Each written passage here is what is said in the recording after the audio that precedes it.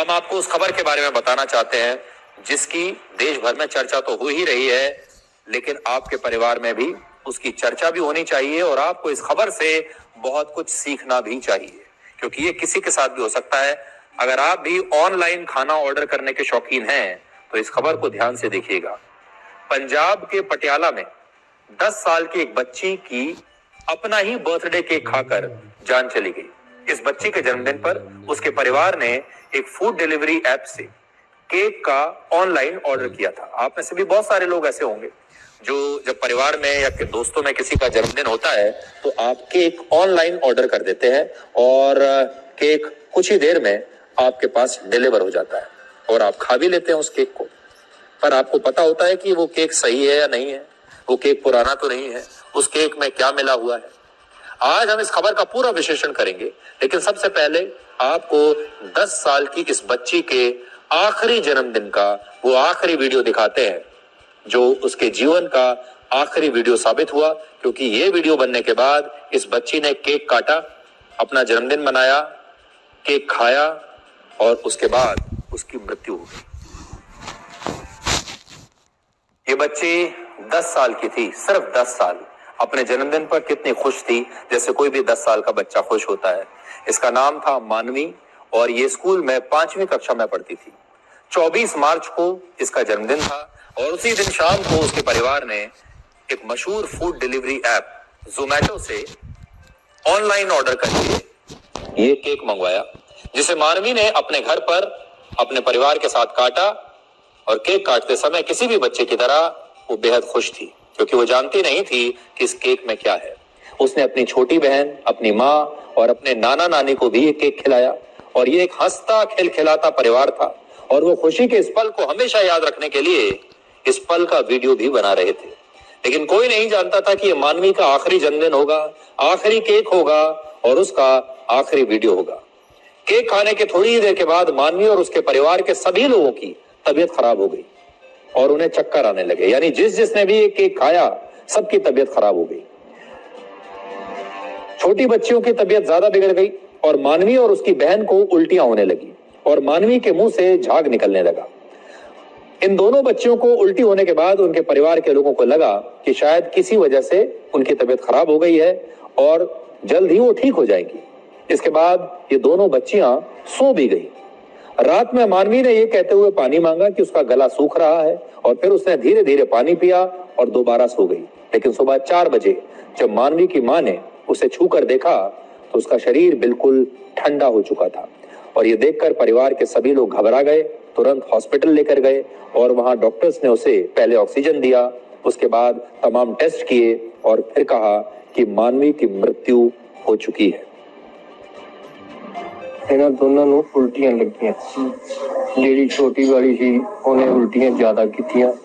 ਤੇ ਉਹਦਾ ਕੇਕ ਸਾਰਾ ਨਿਕਲ ਗਿਆ, ਪਰ ਫਿਰ ਵੀ ਉਹਦੀ ਹਾਲਤ ਬਹੁਤ ਜ਼ਿਆਦਾ ਨਾਜ਼ੁਕ ਸੀ। ਜਿਹੜੀ ਬੜੀ ਵਾਲੀ ਸੀ ਮਾਨਵੀ, ਜਿਹਦੀ ਮੌਤ ਹੋਈ ਆ,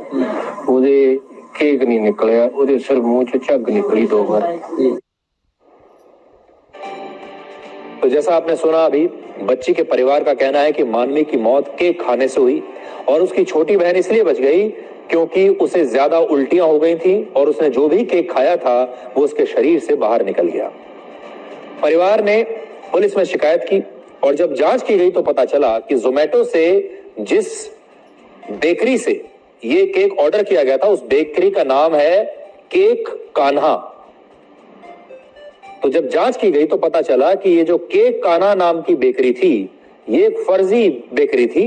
और इसके बिल पर जो पता लिखा हुआ था उस जगह पर वैसी कोई बेकरी थी ही नहीं। यानी जिस जगह पर ऑर्डर किया गया ये ऑनलाइन वो बेकरी थी ही नहीं कहीं। मानवी के परिवार ने लेकिन इसके बाद एक बड़ी समझदारी दिखाई कि जो आपके लिए भी बहुत सीखने वाली बात है। अब सोचिए कि आपने ऑनलाइन ऑर्डर किया है, आप दुकान पर तो कभी गए नहीं, आप जानते भी नहीं कि ऑनलाइन ऑर्डर करने के बाद आपका केक कहां से आ रहा है और जब जांच हुई तो पता चला वो बेकरी, वो दुकान है ही नहीं, तो कैसे पता चले कि ये केक कहां से आया। तो यहां परिवार ने बड़ी समझदारी दिखाई और उन्होंने 30 मार्च को एक बार फिर से उसी जोमैटो से, उसी बेकरी से एक और केक ऑर्डर किया और इस बार जब केक लेकर वहां का डिलीवरी बॉय पहुंचा तो परिवार ने इस डिलीवरी बॉय को पकड़ लिया और तब यह पता चला कि वो ये केक न्यू इंडिया बेकरी नाम की किसी दुकान से लेकर आया था। और इसके बाद जब पुलिस ने जांच की तो पता चला कि ये न्यू इंडिया बेकरी का मालिक ही एक और बेकरी चलाता था जिसका नाम था केक कान्हा, और वो जोमेटो पर इसी नाम से केक बेचा करता था। लेकिन सोचिए, मानवी के परिवार के लोगों ने अगर दोबारा ये केक ऑर्डर मंगाया होता तो शायद ये सच उनके सामने आता ही नहीं। पुलिस ने अब इस बेकरी के 3 कर्मचारियों को गिरफ्तार किया है, लेकिन उसका मालिक अब भी फरार है और कहा जा रहा है कि उस केक में अब जांच ये हो रही है, ये पता लगाया जा रहा है कि इस केक में ऐसा क्या था जिसे खाने के बाद सबकी तबीयत खराब हो गई और मानवी की मौत हो गई। मानवी की विसरा रिपोर्ट से सच सामने आ ही जाएगा और ये रिपोर्ट भी बहुत जल्द आप सबके सामने आ जाएगी।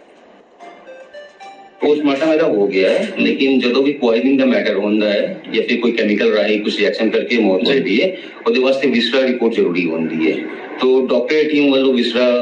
लैब टेस्टिंग वास्ते भेजा गया है, लेकिन विसरा रिपोर्ट से क्या होता है कि लगभग 1 महीने का टाइम लगता है। तो पटियाला पुलिस वालों फॉलो अप करके रिमाइंडर दे कि प्रायोरिटी पे विसरा रिपोर्ट सानू दिया जाए सो दैट तफ्तीश मुकम्मल की जा सके।